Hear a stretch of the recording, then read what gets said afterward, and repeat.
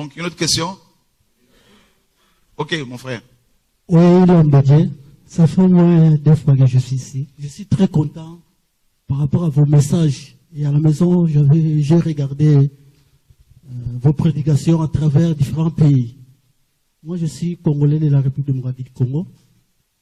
Si j'ai bien suivi, vous avez dit que non, vous avez quelque chose à faire en République démocratique du Congo concernant, à propos des faux enseignements, tout ça. Ce qui est un peu marrant dans mon pays d'origine, il y a le problème, premièrement, de la dîme et la délivrance. L'enseignement de la dîme et de la délivrance, c'est vraiment mal prêché. Bon, je ne sais pas, selon vos interventions, est-ce que vous serez vraiment écouté en République démocratique du Congo? Parce qu'il y avait pas la confusion totale, quoi, dans le pays. Malheureusement. Et vous savez que on vient de là-bas, justement. Et une grande partie de la famille de ma maman et de Brazza et de papa de Kin.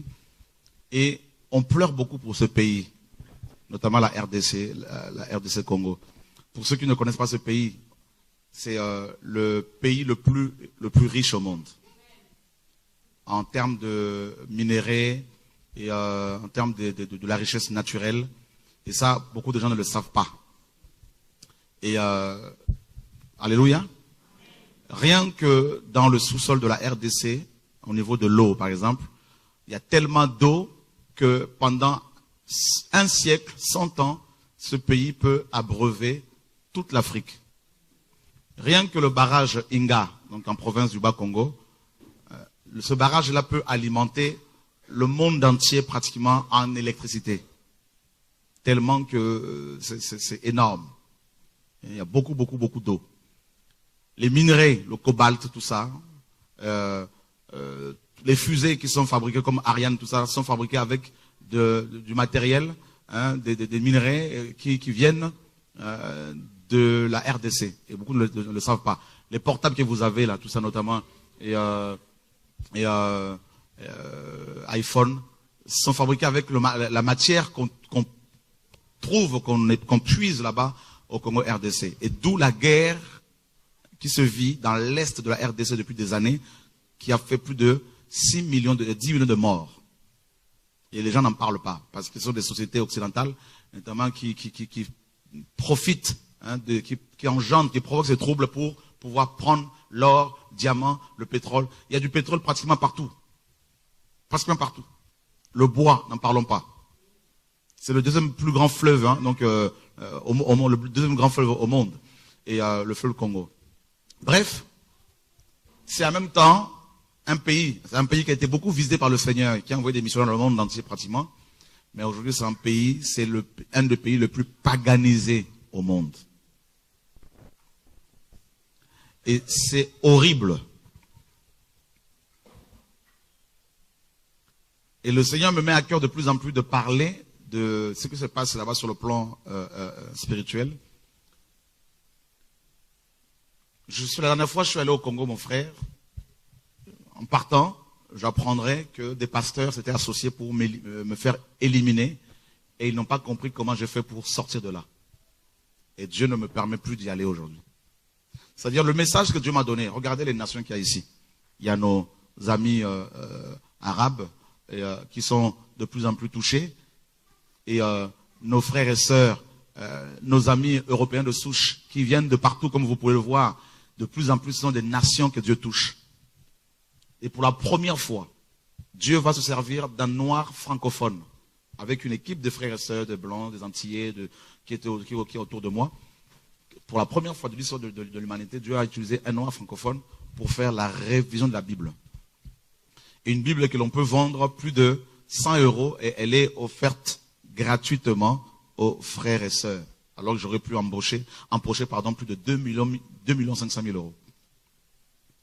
Et malheureusement, pour ce pays, mon pays d'origine, c'est le pays qui a le plus rejeté le message que Dieu nous a donné, que Dieu m'a donné. C'est paradoxal, mais c'est biblique. Aussi, quand je vois ce peuple qui cherche Dieu, vous allez au Congo RDC, vous allez voir à 5 h du matin, vous allez entendre des bruits partout. C'est des gens qui prient. Mais ils sont devenus tellement idolâtres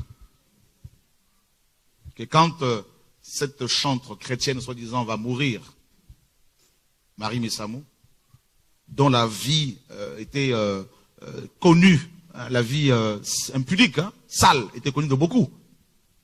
C'est toute la RDC pratiquement qui va l'adorer. Quand un autre musicien est décédé, Alain Moloto, bien avant Marie Messamou, un musicien chrétien, tout le pays va l'adorer. Dieu dit, mon fils, regarde-moi ça.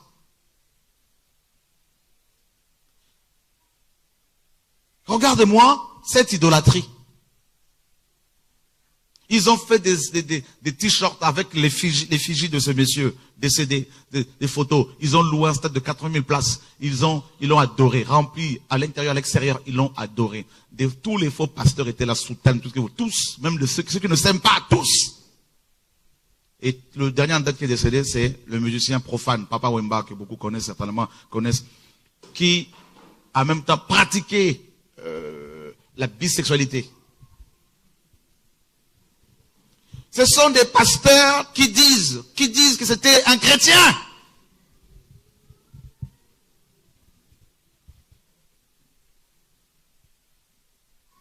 C'est pour cela aujourd'hui, des Congolais meurent suite à des maux de tête. Je suis allé au Congo une fois, une femme vient me voir avec son bébé, malade. Cet enfant, bébé de 4 mois à peu près, 40 degrés de fièvre.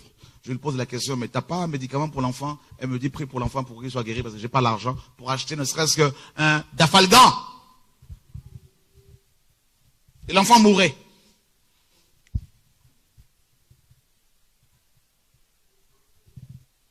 C'est pour cela, même ceux qui se disent autorité, tout ça là-bas, là, je peux plus, je leur dis la vérité en face. C'est pour cela que je peux plus mettre mes pieds là-bas. Parce que c'est fatigant de voir toutes ces âmes qui vont en enfer, de voir tous ces chrétiens congolais idolâtres.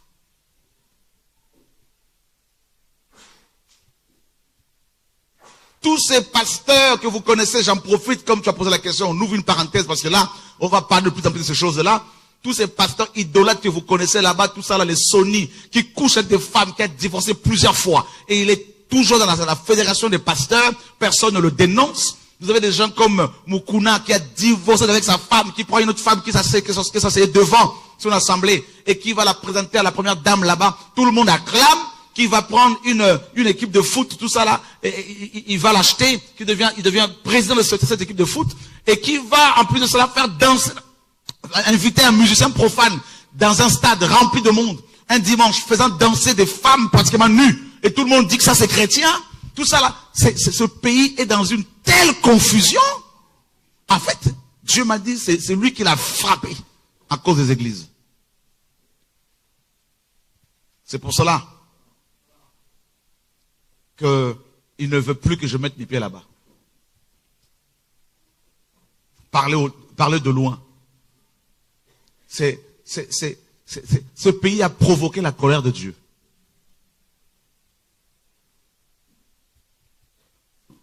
Quand Dieu donne autant de richesses à une nation, de l'eau en abondance, des forêts à perte de vue, des diamants partout, du pétrole partout, tu creuses, il y a des villes, des quartiers où c'est interdit de creuser à plus de 300 mètres parce qu'il y a le pétrole. Quand Dieu donne autant de richesses, c'est que cette nation a une mission à accomplir sur terre. Pour aider les autres, pour annoncer l'évangile, annoncer les valeurs morales, la crainte de Dieu, l'amour de Dieu, la sanctification, l'amour de son prochain, comment craindre le Seigneur, comment aider son prochain. Et cette nation, qu'est-ce qui s'est passé? A pris cette richesse-là, les gens font n'importe quoi avec, les gens ont des milliards cachés partout, des maisons partout, et les pauvres, on en fait quoi? On en fait quoi des pauvres?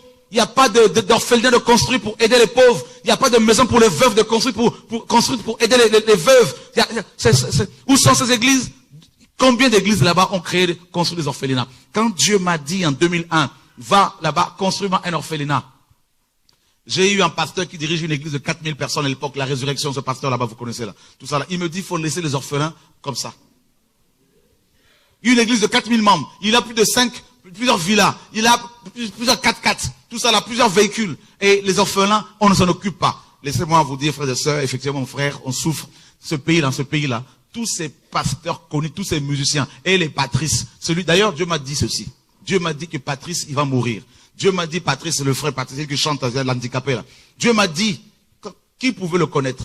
Dieu m'a dit, c'est moi qui l'ai élevé. Dieu m'a dit, c'est moi qui le fais connaître. Maintenant, il s'est paganisé. Maintenant, il s'est associé avec des pasteurs impies, des musiciens impies. Dieu m'a dit, s'il ne se reprend pas, il va mourir là. Ça, je dois l'appeler pour lui dire ça. Je vais chercher son numéro. C'est la confusion. Dieu va frapper et vous êtes là, vous écoutez ces musiciens, tout ça dans vos voitures, vos maisons. Dieu a frappé beaucoup parmi vous par des malédictions. Parce que vous êtes dans la compromission, dans le mélange, n'est-ce pas? Vous fermez les yeux et vous soutenez ces gens qui abîment les âmes, qui détruisent les âmes.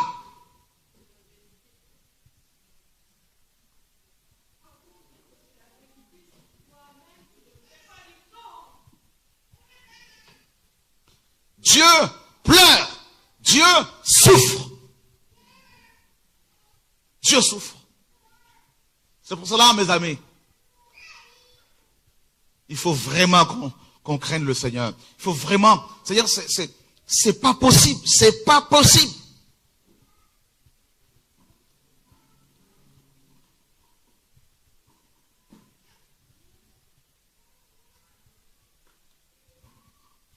Ils se sont tous associés parmi les pasteurs, les musiciens, tout ça, tous les impies là, tous ces pasteurs là, tout ça, tous ces musiciens là, tout ça, dans ce pays là, tout ça, tous ces musiciens la plupart, c'est des impies. Des impies.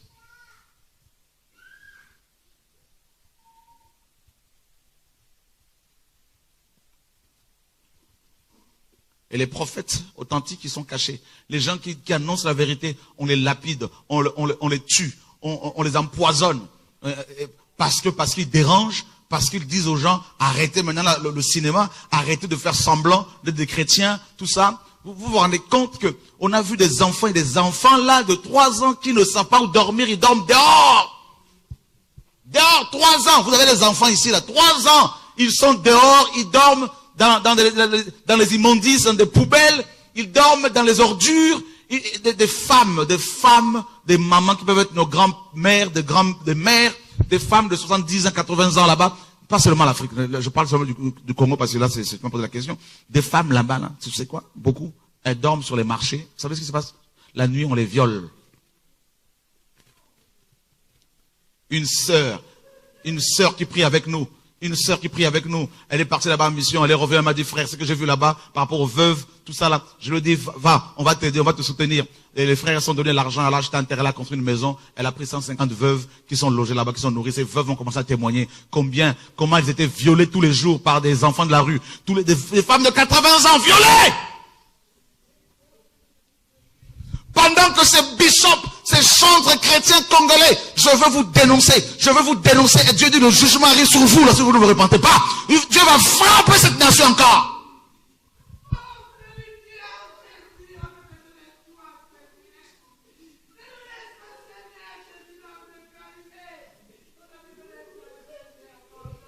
Et les églises évangéliques, les églises de réveil, elles font quoi? Elles font la course pour construire des grands bâtiments. Elles font quoi? Ces pasteurs ont des 4x4, 3, 4, 5, 4x4, tout ça là. Et on s'agenouille devant eux, on les adore. Et ils sont adorés, adulés.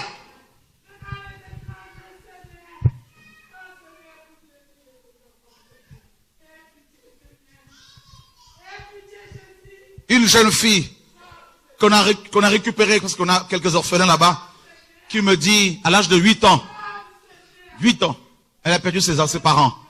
Elle dit, j'étais dans une maison inachevée, à 3 heures du matin, il pleuvait abondamment, il n'y avait pas de toit. Toute la pluie était tombée sur elle. Elle dit, un homme est venu avec son chien, il voulait la violer.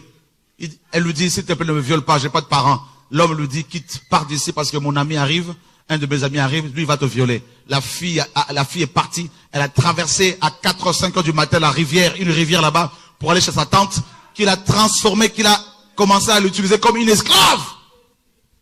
Elle dit, grâce au Seigneur, vous m'avez récupéré, je suis à l'orphelinat, maintenant je sais lire, mais il y en a plein comme ça, plein.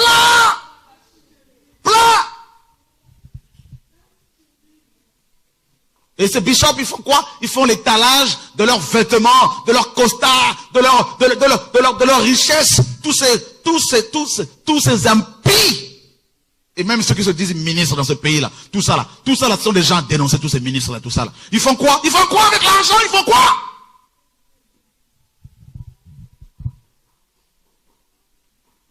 Tous ces maires de ville là-bas, là, ils font quoi? Tout ça là, ce sont des marionnettes.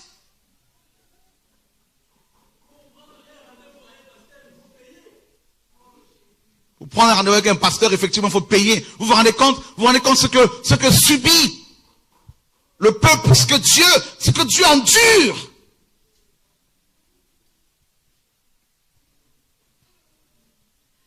Pas d'orphelinat reconstruit. Quelques orphelinats qui y a, c'est des orphelinats catholiques. Tout l'argent qu'ils amassent, ils viennent acheter des villas ici. Leurs enfants vont à l'école dans des pays comme au Canada, comme en Afrique du Sud, tout ça là. Et c'est vous qui les adorez. C'est vous qui les acclamez. Papa, papa, papa. Vous envoyez l'argent encore là-bas. Vous avez encore vos sorciers là-bas à qui vous envoyez de l'argent. Il y a même des fan clubs des pasteurs qui sont là-bas. Les amis de tels prophètes. Vous aimez ça, vous le peuple. Vous aimez ça. Des fan clubs des amis de Walesa, des fan clubs des amis de tel. Vous aimez ça. Et Dieu dit que c'est pour ça que ce pays est frappé. Vous avez vu ce peuple qui devient un peuple qui n'a plus de nation. Peuple qui est ballotté à gauche, à droite. Ça, c'est Dieu qui a frappé. C'est une malédiction.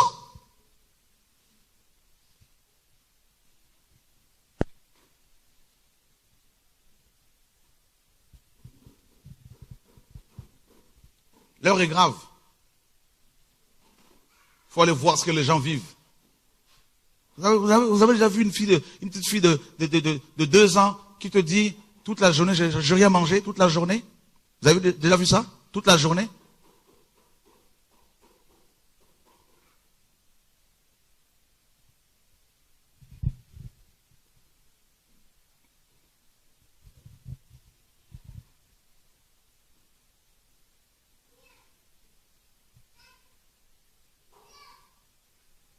Quand je vois mes enfants, ils ont à manger tout le temps.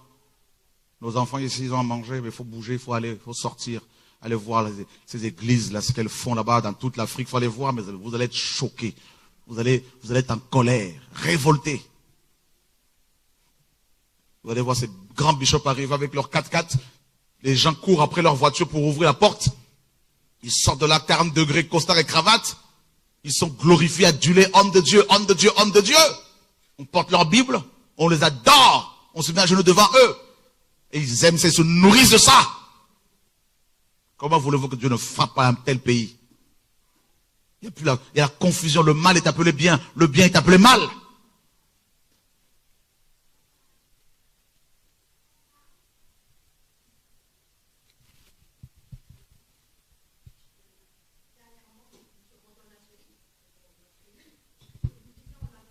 C'est ça. Ah, c'est ça. Algérie, c'est un pays riche. Normalement, ça ne devrait pas exister. Non. Des enfants, pareil, devant les mosquées. Voilà. À faire la manche, la maman elle est d'un côté, les enfants de l'autre. Voilà. Ce que vous dites, en Algérie, malheureusement, et ça ne devrait pas. Non, malheureusement. Voilà. Et des petits-enfants. Parce que dans ce pays-là, il n'y a pas l'amour. Il n'y a pas l'amour. L'amour de son prochain, il n'y a pas. L'amour de son prochain, il n'y a pas. Voilà. Il y a des séismes, il y a beaucoup de catastrophes, et je me dis peut-être que c'est à cause de ça. Mais bien sûr. Voilà. Bien sûr. Si Dieu frappe. Si Dieu frappe, voilà. Dieu frappe. Voilà. Dieu frappe. Dieu frappe parce que en Algérie, il y a beaucoup de gaz, hein, du pétrole. C'est un pays très très riche. Très riche. Voilà. Ben, c'est ça. Vous savez, la grâce que l'Europe a reçue, c'est pour cela que mes amis, frères et sœurs européens aussi des souches, il y a aussi une grâce que vous avez. Et faites tout. Malheureusement, cette grâce-là, qui n'est autre que l'héritage évangélique que Dieu a donné. Parce que il ne faut pas oublier que la première Bible a été imprimée en Europe. Il ne faut jamais l'oublier. Vous savez que le monument le plus ancien de la langue française est un dictionnaire biblique qui date du 8e siècle. Le dictionnaire de Richelieu. Et la langue française, la langue allemande, tchèque, tout ça, ces langues ont été enrichies par les réformateurs. Calvin pour la France, et, Luther pour l'Allemagne, tout ça, Jean Hus pour son pays, au niveau de l'Est.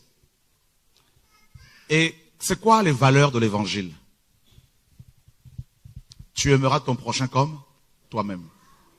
Et c'est pour cela qu'on retrouve encore ces valeurs-là où il y a quand même la notion du partage, même si ça se déforme, ça se transforme, ça se détruit. Où il y a quand même ce côté où on peut aider le pauvre, hein, la sécurité sociale, tout ça. Ce sont des valeurs que l'on trouve dans la Bible. Parce que Dieu disait à l'époque aux enfants d'Israël qu'il fallait mettre de côté une dîme pour les pauvres, pour les orphelins et les étrangers. Et on retrouve ce fonctionnement parce qu'il y a un héritage évangélique. Et malheureusement, beaucoup d'Européens rejettent aussi cet héritage évangélique. En venant, sur la route, on a trouvé une aire de repos, hein, donc, qui s'appelle, je sais pas, en tout cas, il y a le mot l'archevêque dedans. Voyez? Donc, je dis, mais voyez, il y a un héritage là. Même si c'est un peu catho, mais il y a quand même un tout petit peu de l'évangile derrière, même si c'était pas un peu mélangé, cet héritage qui dit que, tu dois aimer ton prochain comme toi-même, tu dois partager ce que tu as. C'est pour cela qu'on a la sécurité sociale. C'est pour cela qu'on a, même en Europe, même en Allemagne, tout ça, ce côté-là où les pauvres, avec les riches et les pauvres, ils peuvent quand même manger à peu près les mêmes choses. Voyez, non? Mais dans nos pays, là, mes amis, soi-disant qui ont reçu l'évangile, hein? Regardez. Rien que l'état des routes, n'en parlons même pas. Vous avez, c'est pas des nids de poules. Ce sont des cratères. Et ça prend des gros 4x4 pour aller rouler là-bas. Hein? Il y a une confusion, mais un jour Dieu m'a dit, mon fils, tu vois, tout ce qui se passe là, tous ces cratères, c'est la manifestation extérieure de leur cœur. Il m'a dit, dans leur cœur, il y a des cratères comme ça.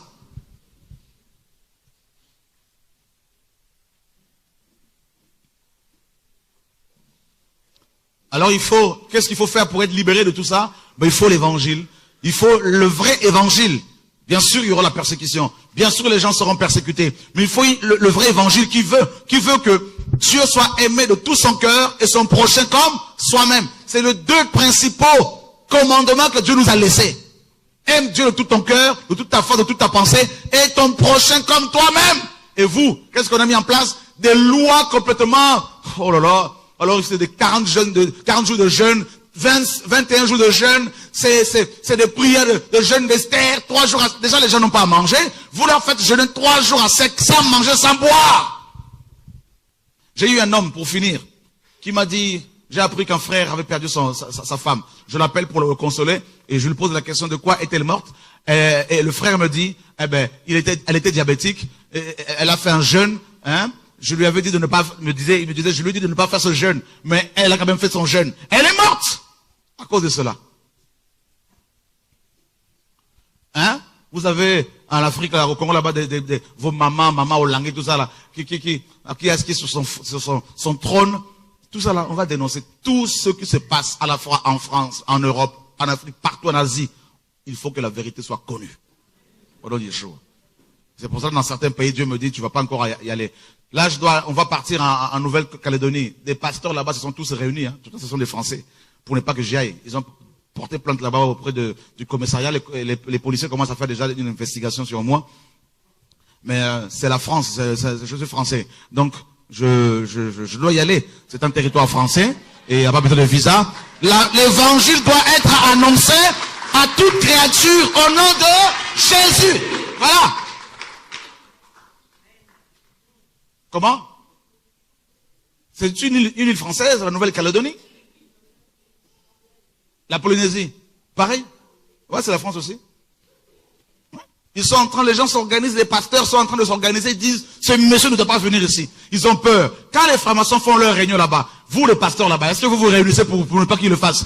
Mais pourquoi quand l'évangile arrive, vous commencez à trembler? Celui qui tremble face à la vérité a un problème avec le Seigneur. Mais Dieu dit, vous connaîtrez la vérité et la vérité tout s'affranchira. C'est la vérité qui affranchit, frères et sœurs. Alléluia. Et aujourd'hui, Dieu n'a pas dit son dernier mot. Il y a un reste au Congo RDC. Il y a un reste qui n'a pas fléchi les genoux devant les faux dieux, devant les idoles. Il y a des chrétiens qui sont mes amis, alléluia, qui sont fatigués de ce qui se passe. Et Dieu dit, ces hommes et ces femmes seront, mes amis, remplis de feu, remplis d'onction de Dieu. Alléluia. Comme en France, comme en Europe, comme dans les îles. Il y a une... Oh, alléluia. Cette armée, ben, beaucoup sont là. Dieu prépare son armée. Des hommes et des femmes qui ont le courage, qui peuvent dire les choses au nom de Yeshua, notre Seigneur et Sauveur. Dieu de gloire, Seigneur, merci. Merci pour ton esprit qui guérit les cœurs, qui restaure les cœurs. Au nom de Yeshua, alléluia. Merci pour ces femmes qui sont guéries, qui sont délivrées, qui sont restaurées. Merci pour ces liens qui sont brisés, qui sont coupés, qui sont renversés, Seigneur mon Dieu. Merci pour la puissance de la résurrection, Seigneur mon Dieu. Et nous prions pour les nations, nous prions pour l'Algérie, nous prions pour le Maroc, nous prions pour le Maghreb, nous prions pour le Liban, nous prions pour la Syrie.